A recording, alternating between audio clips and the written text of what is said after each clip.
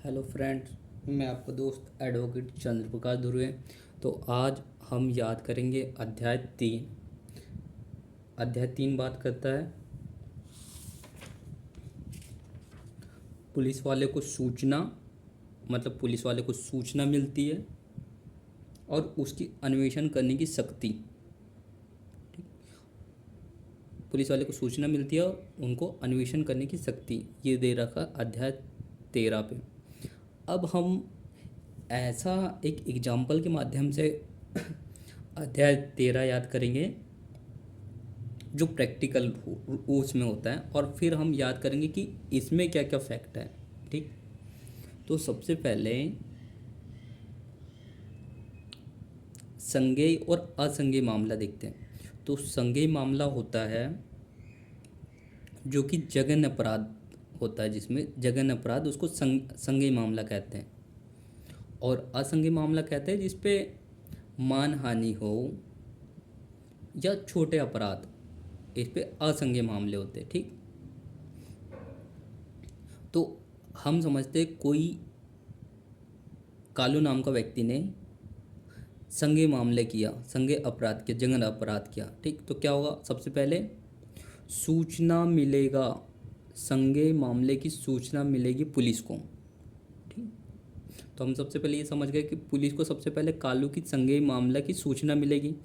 अगर कालू कोई मानहानि जैसा असंज्ञेय अपराध करता तो उसमें पुलिस वाले इन्वेस्टिगेशन करेंगे। ठीक,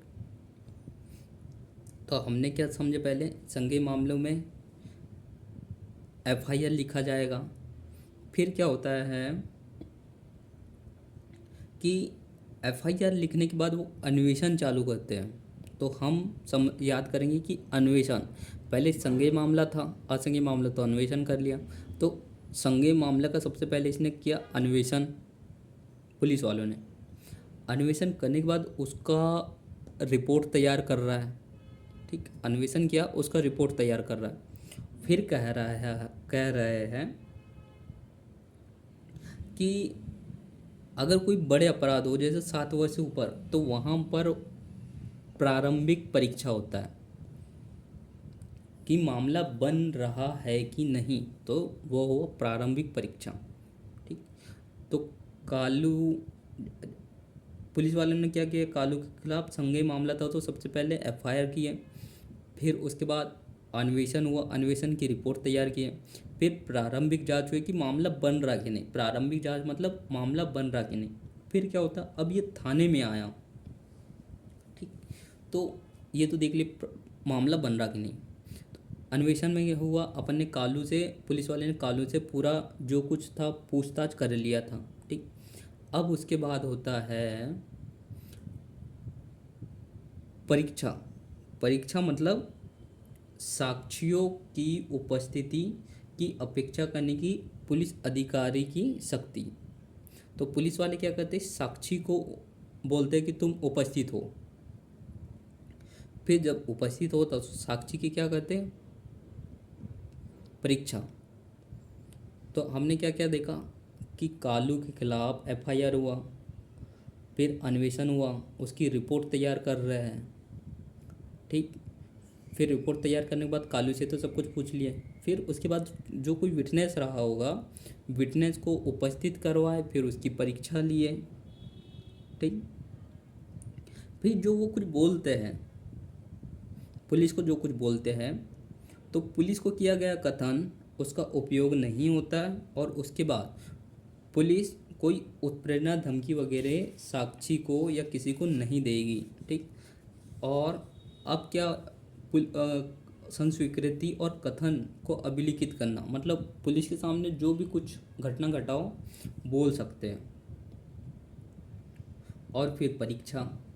तो हम परीक्षा तक के देख लिए कि क्या क्या हो गया। कालू के खिलाफ एफआईआर हो गया, असंज्ञेय मामला तो अन्वेषण हो गया, अन्वेषण किए, अन्वेषण की रिपोर्ट तैयार किए, प्रारंभिक जांच देखे कि मामला बन रहा कि नहीं, फिर जो साक्षी था उसके कथन लिख लिए, उसकी परीक्षा कर लिए। अब क्या होता है कि जो बलात्संग, मतलब कोई अगर कोई पीड़ित है, पीड़ित के साथ बलात्संग हुआ तो उसकी भी परीक्षा हो जाती है। थी, फिर उसके बाद पुलिस वाले क्या करते हैं, तलाशी लेते हैं। तलाशी पुलिस अधिकारी द्वारा क्या ली जाती है, तलाशी। ठीक। फिर पुलिस थाने कब भाषातक अधिकारी का कब किसी अन्य अधिकारी के तलाशी वारंट जारी, हाँ तो तलाशी से संबंधित काम हो गया। फिर जब तलाशी ले लिया है,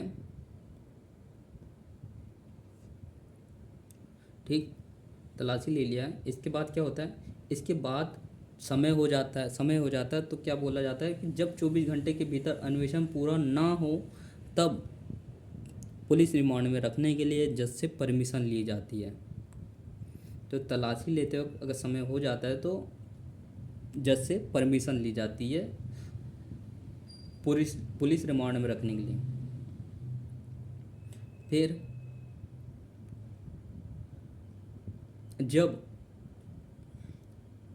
जब साक्ष्य पर्याप्त ना हो तब अभियुक्त को छोड़ दिया जाता है ना, ये याद रखना। फिर उसके बाद जब इन्होंने पूरा क्या एफआईआर हो गया, अन्वेषण हो गया, उसकी रिपोर्ट लिख लिए, फिर उसके बाद प्रारंभिक जांच देख ली कि मामला बन रहा कि नहीं बन रहा। फिर उसके बाद इन्होंने साक्षी की कथन ले लिए, तलाशी कर लिए, और उसके बाद 24 घंटे के भीतर ये भी देख लिए कि अन्वेषण पूरा हुआ कि नहीं। फिर देखते हैं कि साक्ष्य पर्याप्त हो। जब साक्ष्य अपर्याप्त हो तो उसे क्या कर दिया जाता, छोड़ दिया जाता। ठीक। और अगर पर्याप्त हो तो मामला मजिस्ट्रेट के पास चला जाता। तो हम यहाँ से दो चीज़ याद कर लेंगे कि पूरा प्रक्रिया होने के बाद देखा जाता है कि अगर पर्याप्त है तो नहीं छोड़ेंगे और अपर्याप्त है तो छोड़ देंगे। इसके बाद हम देखते हैं कि परिवादी और साक्षी से पुलिस अधिकारी के पास जाने की अपेक्षा न किया जाना। और ठीक, फिर उसके बाद एक डायरी भी मेंटेन करता है पुलिस वाला। डायरी मेंटेन करने के बाद एक फाइनल रिपोर्ट तैयार करता है। और उसके बाद हम देखते हैं कि अगर कोई ने आत्महत्या किया है तो वहाँ पे पुलिस रिपोर्ट करेगा, और जहाँ पे मृत्यु हुई वहाँ मजिस्ट्रेट जांच करेगा। तो एक बार हम अध्याय 3 को फिर से याद करिए। आप एक बार बिना देखे बताइए अध्याय 3 में कौन कौन से फैक्ट दे रखे हैं जो हमको याद करना है। पॉज करके बता दीजिए, फिर उसके बाद मैं बताता हूँ बिना देखें। ठीक। फिर उसके बाद अब मैं बताता हूँ। तो मान के चलो कालू, कोई ने जघन्य अपराध किया, संज्ञेय अपराध किया तो उसका एफआईआर लिखा जाएगा। ठीक। उसके बाद असंज्ञेय मामला तो उसका अन्वेषण होगा। फिर अन्वेषण कर लिया है किसका, कालू का, पुलिस वालों ने, उसकी रिपोर्ट तैयार कर लिया गया है। फिर रिपोर्ट तैयार कर लिया है, फिर एक बार प्रारंभिक जांच भी देख ले कि ये ऑफेंस बन भी रहा है कि नहीं बन रहा है। ठीक। उसके बाद जो साक्षी है, साक्षी को बुला लिए, उपस्थित करवा लिए, उसके कथन लिख ले लिए, उसको धमकी नहीं देना है, वो जो कन्फेशन कर रहे हैं वो सब लिखना है। फिर अब साक्षी का भी काम पूरा हो गया। जो कुछ परीक्षा है, अगर कोई पीड़ित महिला है तो उसके रिपोर्ट, वो परीक्षा वगैरह करना है, वो तैयार करना है। फिर तलाशी ले लेते हैं। तलाशी लेने के बाद इसके बाद अब देखा जाता है कि समय हो गया। अब क्या हो गया, 24 घंटे से अधिक समय लगना है तो मजिस्ट्रेट से समय मांगा जाता है कि हम और इसे पुलिस रिमांड में रखना चाहते हैं। ठीक। और उसके बाद हमें अगर पर्याप्त साक्ष्य मिल रहा है तो मजिस्ट्रेट के सामने उपस्थित करना है 24 घंटे के बाद। तो हमने याद कर लिया है अध्याय 13, और इसी प्रकार हम अध्याय 14 से कंटिन्यू याद करेंगे। ठीक है।